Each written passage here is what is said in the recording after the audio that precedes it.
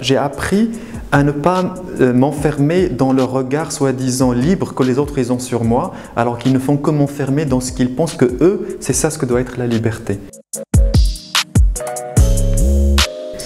Donc j'ai appris à dépasser ça et à dire ce que je ressens profondément, en essayant en tout cas de le dire de la manière la plus juste possible. Même pas pour attaquer ces gens, parce que ça ne sert à rien d'attaquer des personnes en elles-mêmes, mais en essayant de dire quelque chose de plus profond, de plus grand. Donc même si pour des gens, être homosexuel, c'est une petite chose, pour moi ce n'est pas une petite chose.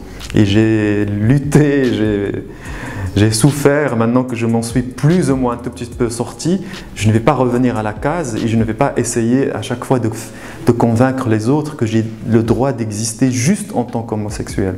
Même si je ne suis qu'un homosexuel, j'ai le droit de vivre dans la même liberté que les autres. À partir du moment où j'ai fait mon coming out, où j'ai vu qu'il y a eu des répercussions, ou surtout que j'ai vu comment on parlait de moi comme homosexuel, j'ai vu encore l'ignorance même dans les mots des journalistes et dans les gens qui sont censés comprendre.